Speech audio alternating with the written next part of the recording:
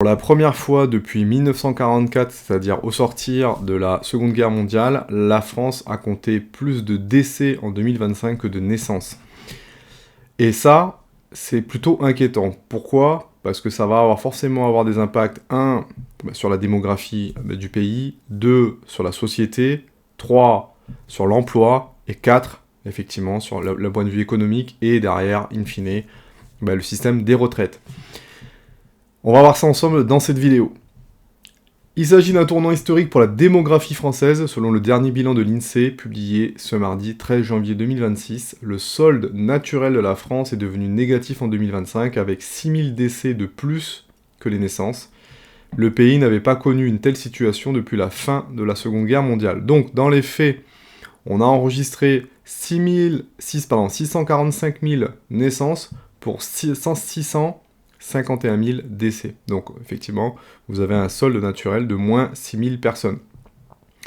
Et ça, c'est quand même à noter parce que on parle aujourd'hui d'un déficit public, on parle aujourd'hui du système des retraites, mais clairement, on va aujourd'hui droit dans le mur, ou en tout cas, s'il n'y a pas une véritable prise de conscience, des élites politiques, et ça, pour le moment, on est quand même très mal lotis à ce sujet en France, hein. Ça fait quand même des décennies qu'on n'a pas des gens, des responsables politiques qui soient à la hauteur, en tout cas, des enjeux, et d'un autre côté, ça nécessite aussi une vraie prise de conscience pour tout à chacun, c'est-à-dire les jeunes, les moins jeunes, pour aujourd'hui se prendre un peu en main, pour justement faire en sorte que votre futur vous, d'ici 10, 15, 20 ans, puisse en tout cas profiter de la vie, être plus libre, et ça, franchement, j'en appelle vraiment de mes vœux. Alors, on a une mortalité en hausse malgré une expérience de vie record, donc on dit qu'à parallèlement à la baisse des naissances, les Français meurent davantage, donc les 651 000 décès enregistrés représentent une hausse de 1,5% sur un an,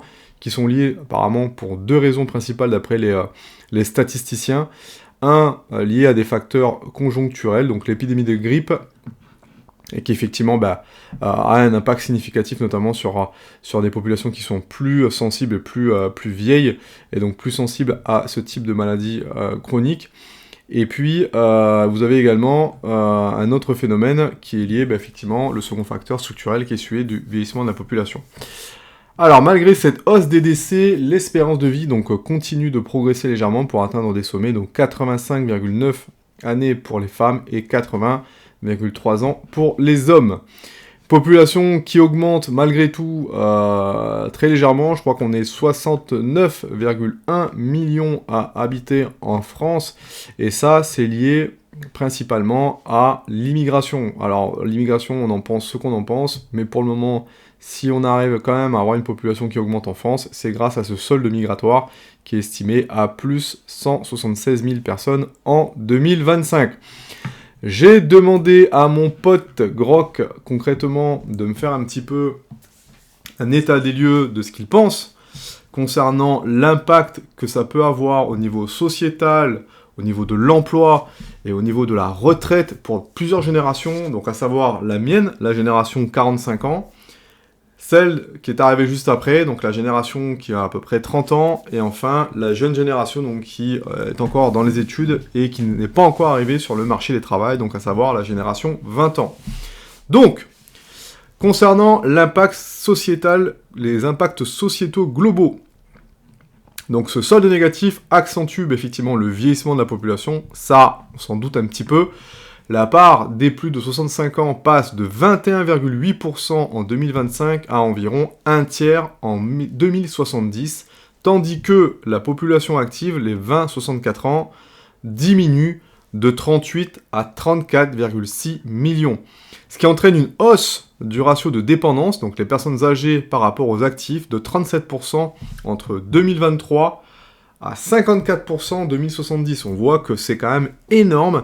Ça veut dire qu'une personne sur deux, un peu plus d'une personne sur deux, en 2070, sera considérée en situation, ou en tout cas, vont entrer dans une situation de probable dépendance. Sociétalement, ça veut dire quoi ? Ça veut dire que ça va mettre sous pression, finalement, les services de santé et les services qui sont liés, tout ce qui est lié aux infrastructures liées à la dépendance, notamment le troisième âge, les EHPAD, les maisons de santé, les maisons autonomes où vous avez des personnes âgées qui vivent en collectivité, dans des petits appartements, des petits studios, des petits appartements, et donc au niveau des services de santé, ça va représenter des dépenses supérieures à 40% des dépenses publiques. 40% des dépenses publiques.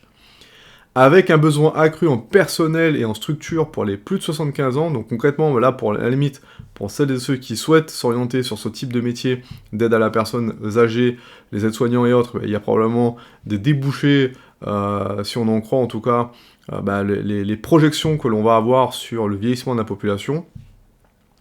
Ça va créer, et on le voit déjà, des tensions intergénérationnelles qui émergent, car les jeunes supportent plus de charges sociales, 39% de leurs revenus visent 25% sur les seniors, et ça on le voit notamment sur les niveaux de prélèvement, salaire brut et cotisation patronale, on voit que les pourcentages augmentent au fil de l'eau. Si vous comparez vos prélèvements sur votre salaire et celles de, par exemple, de vos parents, vous verrez que effectivement, notamment la CSG, la CRDS, toutes ces taxes finalement qui sont apparues au fil de l'eau, ont été également augmentés, et donc effectivement, on a plus aujourd'hui de prélèvements sur votre brut, sur vos salaires, qu'il n'était le cas, par exemple, pour vos parents.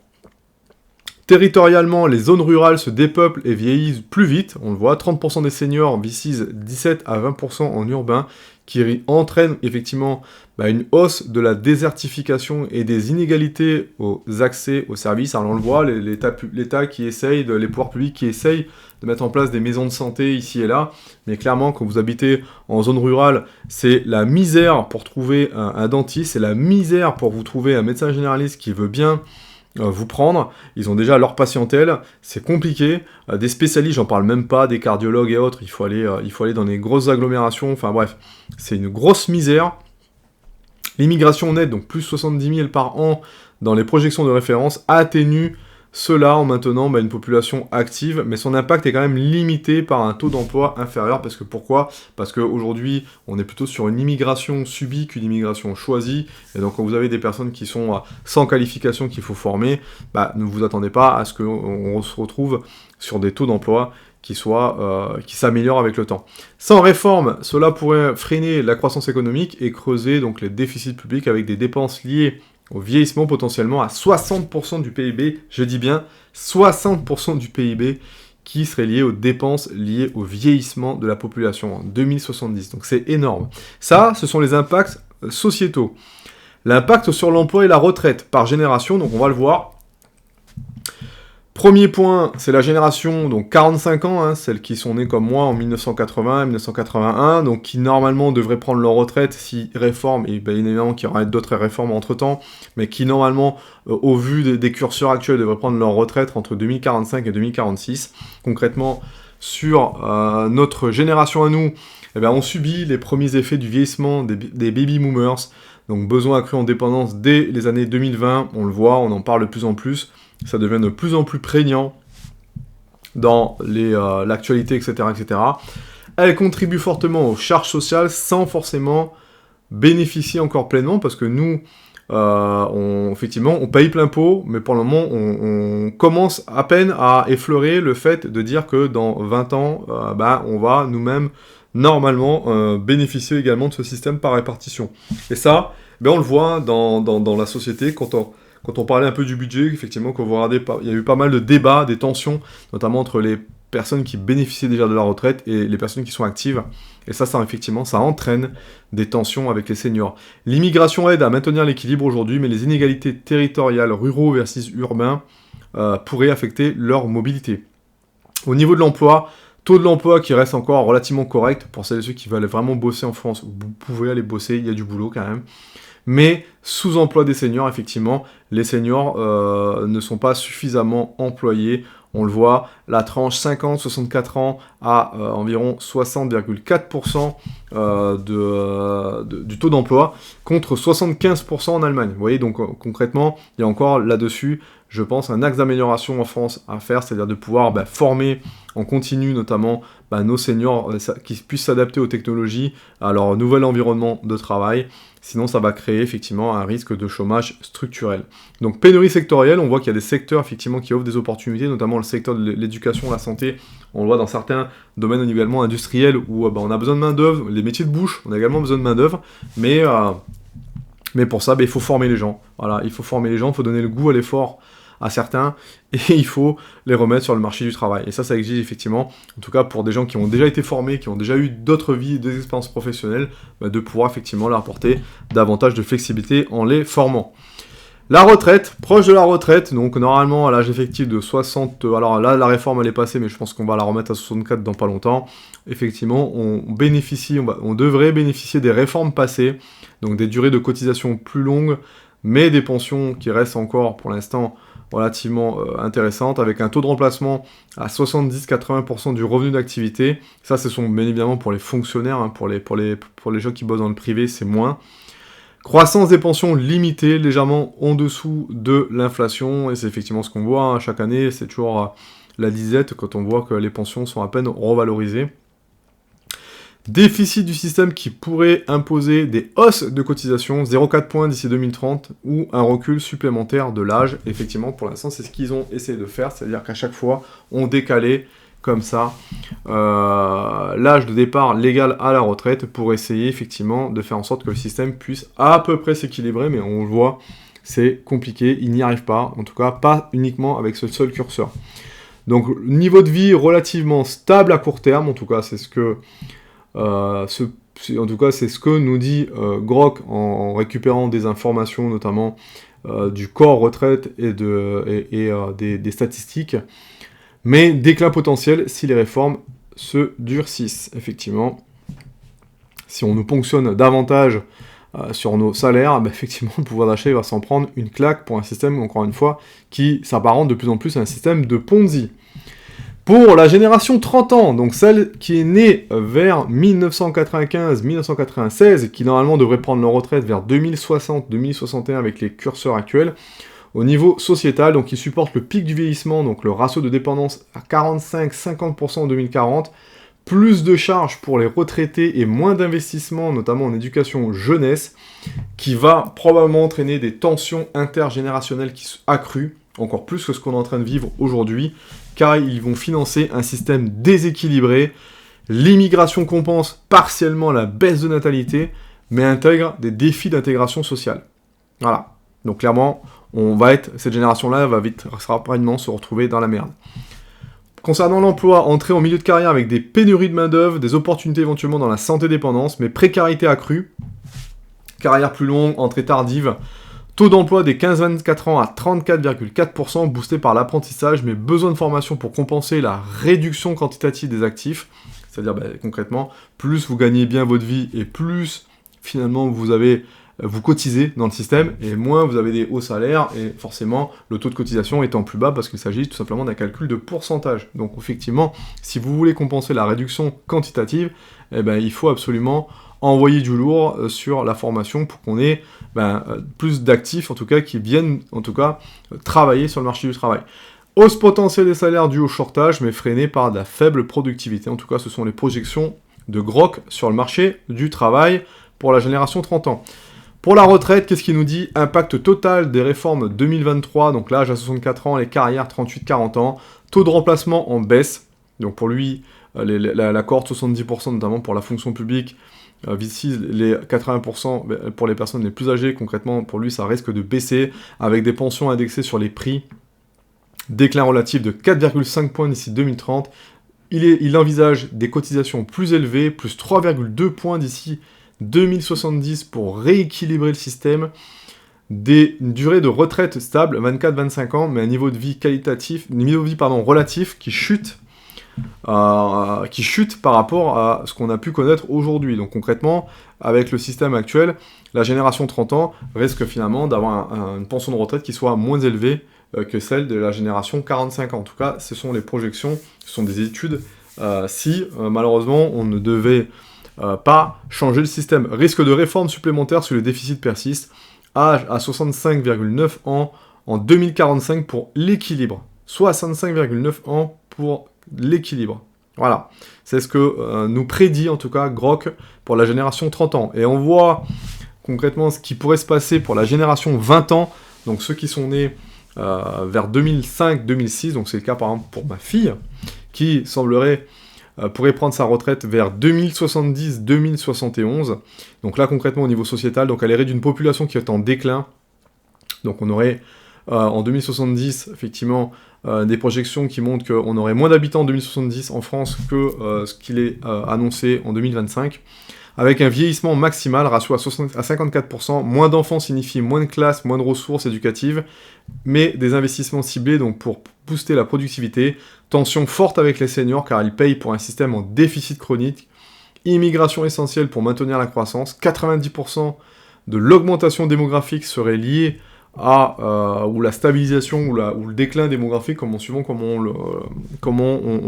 le nomme, mais serait lié donc à l'immigration. Et ça poserait effectivement des questions sur l'intégration culturelle, et on le voit aujourd'hui, une société comme la France, elle est tellement fragmentée. Alors je vous explique même pas si effectivement vous avez entre guillemets, des Français de 4, 5, 6 générations qui sont en mode chute libre, et puis à côté de ça, vous avez des populations Nord-Maghreb, Afrique noire, etc., qui viennent en masse pour venir bosser, s'installer en France, et on aurait effectivement une société qui serait totalement différente de celle qu'on connaît nous-mêmes aujourd'hui en 2025. L'emploi, entrer sur un marché avec une population active réduite, pénurie massive, qui offre des jobs, mais exigeants en termes de polyvalence, taux d'emploi global à 71% en 2070, mais focus sur une jeunesse 34% pour les 15-24 ans, besoin massif de formation pour compenser le manque qualitatif et quantitatif lié notamment à la production, risque de sous-emploi si pas d'adaptation, mais des opportunités encore dans des secteurs émergents, donc comme la tech et les soins. Au niveau retraite, qu'est-ce qu'il prédit, Grok? Les plus impactés, donc l'âge de départ, 66,5 ans pour équilibrer le système, avec des carrières supérieures à 38 ans, des cotisations donc à 28%, donc V6 18%, donc on augmenterait encore une fois le niveau de cotisation sur les salaires, un taux de remplacement qui serait bas, c'est-à-dire qu'on serait aux alentours de 45% du revenu d'activité en 2070, donc concrètement vous percevrez que 45%, alors qu'aujourd'hui un fonctionnaire c'est 70 à 75% finalement de sa paye de ces 6 derniers mois. Donc vous voyez un peu le carnage. La durée de retraite 24,5 ans, ça c'est lié notamment si on se base sur des statistiques concernant l'évolution de l'espérance de vie en France, mais relative à un niveau de vie en déclin, pension réelle en hausse via la productivité, mais relative en baisse, baisse de 6,2% d'ici 2070. Réforme inévitable, hausse de contribution ou coupe pour combler concrètement un système, encore une fois, en faillite totale. Donc j'ai demandé à Chat, pour finir rapidement avec cette vidéo, j'ai demandé à Chat, il était optimiste par rapport à ce système de retraite français par répartition, donc concrètement il ne l'est pas du tout, je ne suis pas du tout optimiste, et s'il était à la tête de l'État, qu'est-ce qu'il mettrait en place, notre cher Grok? Il mettrait en place des solutions pragmatiques et factuelles, donc des fois il faut se demander si effectivement on ne devrait pas avoir une intelligence artificielle donc à la tête de l'État pour avoir des idées effectivement pragmatiques et factuelles, donc basées sur des leviers démographiques, économiques et structurels. Pas de miracle. Ces mesures impliqueraient donc des sacrifices court terme pour une viabilité à long terme. Voici les principales priorisées par impact potentiel. Donc pour lui, recul progressif de l'âge de départ à la retraite, donc passer de 64 ans à 67 ans d'ici 2040, avec une accélération pour les générations nées après 90, ce qui allongerait effectivement les carrières et réduirait donc la durée de retraite, actuellement environ 25 ans, alignant la France sur des pays comme l'Allemagne ou les Pays-Bas. Donc concrètement pour lui, il faut augmenter l'âge légal de départ à la retraite.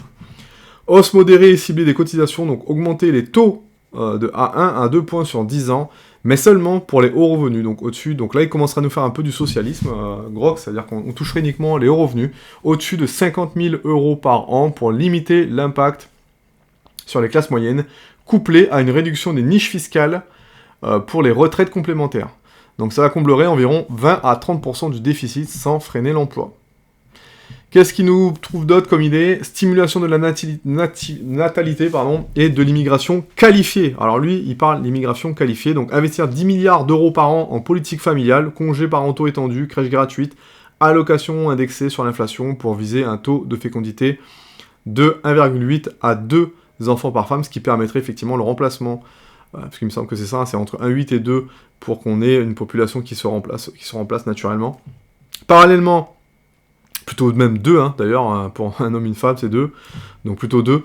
Parallèlement, faciliter l'immigration de 100 000 travailleurs qualifiés par an, visa simplifié pour des secteurs en pénurie comme la santé et la tech, avec une obligation de formation linguistique et d'intégration. Voilà, ça boosterait la population active de 5 à 10%. D'ici 2050, je pense qu'on ne le fait pas aujourd'hui, cette formation obligatoire linguistique, de intégration, etc., etc. Je pense que c'est un peu bâclé quand je vois ce qui se passe, en tout cas près de chez moi. Réforme pour plus d'équité et d'efficacité, donc fusionner les régimes spéciaux, voilà, donc faire un système universel éliminant les disparités. Donc là, voilà, on serait là à fusionner les différentes caisses, notamment la SNCF, la RATP, ce serait pour lui une bonne idée. Introduire une indexation des pensions sur la productivité plutôt que l'inflation et pénaliser les départs précoces. Voilà, ça génère 5 à 10 milliards d'euros d'économies et ça réduit les inégalités. Promotion de l'épargne privée de la productivité, donc rendant obligatoire par un pilier de capitalisation, donc épargne collective comme aux Pays-Bas, avec une incitation fiscale pour 5 à 10% des salaires. Donc c'est un peu ce qu'on fait également, notamment aux États-Unis, quand vous avez par exemple le A401K, qui est finalement des plans d'épargne, d'investissement, en prenant une partie de votre salaire directement et vous les investissez sur les marchés financiers. Investir massivement en éducation et en formation continue. Donc voilà, on ajoute une pincée, on va dire, de capitalisation dans le système. Et enfin, contrôle et transparence, créer un observatoire indépendant qui renforcerait le corps pour des projections annuelles publiques avec des référendums obligatoires pour toute réforme majeure. Voilà, ça éviterait les reports et force l'acceptation collective. Voilà les idées de Grok. Alors moi, je mettrais plutôt davantage quand même de la capitalisation dans le système, plus que peut-être certaines mesures dont il a parlé, parce que je pense que si on mettait la capitalisation davantage, je pense que ça permettrait effectivement de mettre un système où finalement on pourrait partir un peu librement, à partir, je sais pas, moi je dirais de 60 ans, vous partez avec un pécule et vous savez avec combien vous partez, et ça ne vous oblige pas, entre guillemets, à aller jusqu'au bout du bout, si en plus vous avez capitalisé pendant 10, 20, 30, 40 ans, quoi. Moi je le vois plutôt comme ça, je vois pas pourquoi on augmenterait encore et on cibllerait des niveaux de cotisation qui sont déjà ultra élevés en France. Je vois pas l'intérêt, honnêtement, d'augmenter encore les niveaux de cotisation. Au contraire, je pense qu'il faudrait plutôt arrêter et même diminuer le niveau de cotisation en France. Il est beaucoup trop élevé. On fait beaucoup trop ponctionner en France à l'heure où on se parle. Et enfin, pourquoi pas, effectivement, stimuler la natalité et l'immigration qualifiée. Ça me plaît. Voilà, dites-moi ce que vous en pensez, en tout cas. Dans les avis, les commentaires, vous pouvez nous mettre sous la vidéo. Mettez-moi un petit pouce, ça fait toujours plaisir. Abonnez-vous à la chaîne. Et puis encore une fois, n'hésitez pas à vous lancer également dans le domaine de l'investissement. Voilà, je faisais une petite projection rapidement sur Finari. Vous voyez, quelqu'un qui démarrait vraiment de zéro patrimoine, mais qui serait capable de mettre un peu 3 000 euros par an. Donc 3 000 euros par an, vous le divisez par 12, vous êtes à peu près à 280 euros par mois. Vous êtes capable de mettre ça, vous investissez à 100% en bourse pendant 45 ans, avec un rendement à 8. Encore une fois, les performances passagères ne présagent pas des performances futures, nous sommes bien d'accord. Mais je pense qu'on peut quand même se baser historiquement sur des stats qui sont suffisamment fiables pour voir un petit peu comment sont comportés les marchés sur différents cycles économiques, que ce soit en guerre, récession, la crise Covid, etc.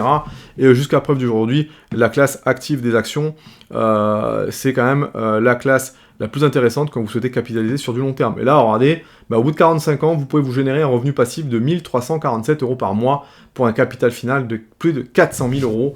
Donc voilà, je pense que grâce à ça, on pourrait quand même résoudre tout en partie, en tout cas, ce problème de retraite. Voilà, dites-moi ce que vous en pensez en commentaire, j'attends vos avis, et puis je vous dis à bientôt pour une prochaine vidéo. Ciao, ciao.